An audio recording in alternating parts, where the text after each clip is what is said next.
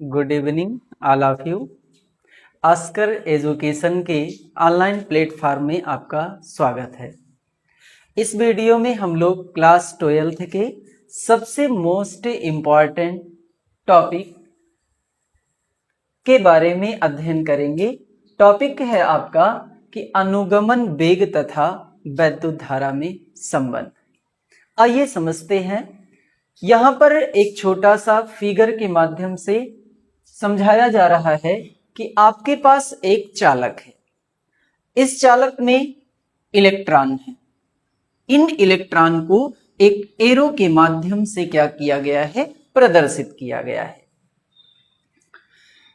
जब इस चालक के सिरों के बीच, सिरे ए और सिरे बी के बीच क्या किया जाता है, बैटरी को लगाया जाता है, तो बैटरी का ये प्लस टर्मिनल है और ये बैटरी का क्या है, माइनस टर्मिनल। इलेक्ट्रॉन जो चलता है वो माइनस से किस ओर चलता है, प्लस की ओर चलता है, और जो विद्युत धारा बहती है वो प्लस से क्या होती है, माइनस की तरफ बहती है। बैटरी का जो विभवांतर है वो इलेक्ट्रॉन को क्या करता है, एक त्वरित गति प्रदान नहीं कर पाता है।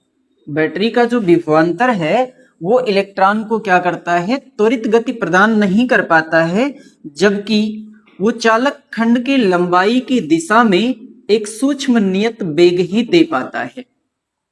और इस सूक्ष्म नियत वेग को हम लोग क्या कहते हैं, अनुगमन वेग कहते हैं।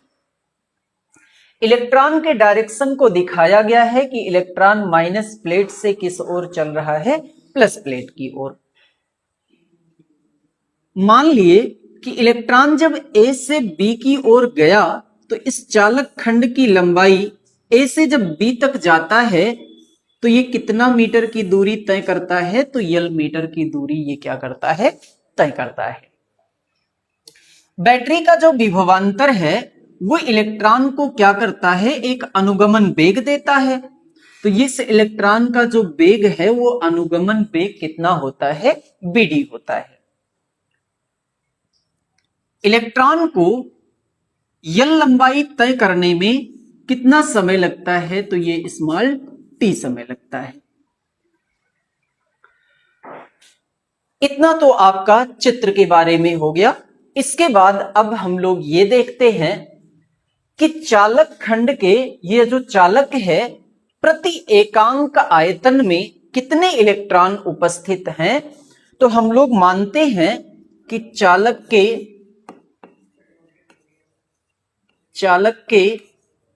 प्रति एकांक आयतन में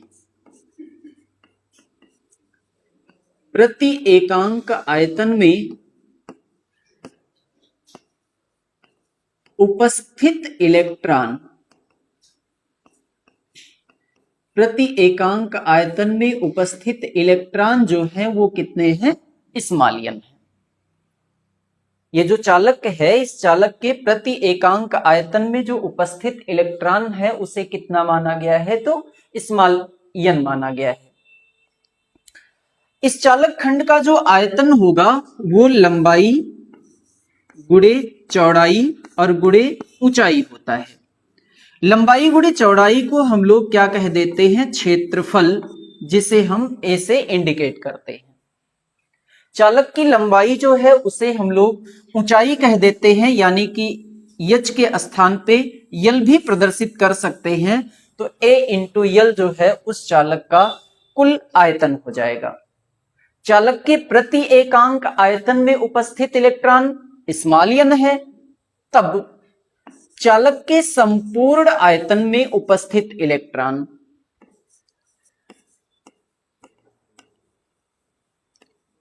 संपूर्ण आयतन में उपस्थित इलेक्ट्रॉन एकांक में स्मॉल n है, संपूर्ण में यानी ए इंटू यल आयतन में, एकांक में पता है कि स्मॉल n है, तो ए इंटू यल आयतन में कितना हो जाएगा, n इंटू ए इंटू क्या हो जाएगा, यल हो जाएगा। अब हम क्या करते हैं कि यल एक प्रकार की चालक की क्या है, लंबाई है। तो यल जब दूरी है तो दूरी बराबर चाल गुणे समय होता है। इलेक्ट्रॉन कितने चाल से चल रहा है, तो बीडी चाल से चल रहा है।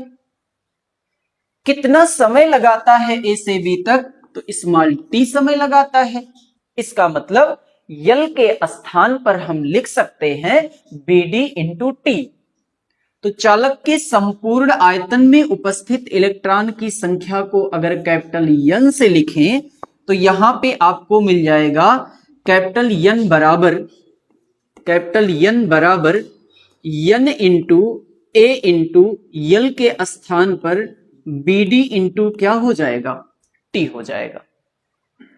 हम लोग जानते हैं कि प्रवाहित धारा और मुक्त इलेक्ट्रॉन की संख्या में एक रिलेशन होता है I बराबर एन ई बटे टी। आपको याद होगा कि ये जो एन इंटू ई है ये आपका आवेश है Q, तो ये Q बटे क्या हो जाएगा, T। यहां पर कुल इलेक्ट्रॉन की संख्या कितना है, कैपिटल एन माना गया है, तो यहां पर हम लोग कर लेते हैं कैपिटल एन, यानी कैपिटल एन इंटू ई बटे टी। रख देते हैं मान आई बराबर कैपिटल एन का मान यहां पर दिया गया है small n into a into b d into t into electron पर आवेश ई और बटे टी, टी से टी कैंसिल हो जाएगा। तो हमारा रिजल्ट मिलके आता है आई बराबर N E A B D.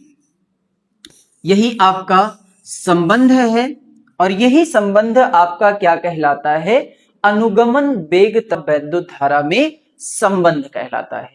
एक बार फिर से समझ लें, चालक के प्रति एकांक आयतन उपस्थित इलेक्ट्रॉन कितने हैं, तो एलियन है। प्रति एकांक आयतन में कितने इलेक्ट्रॉन उपस्थित हैं, तो स्मॉल एन माना गया है।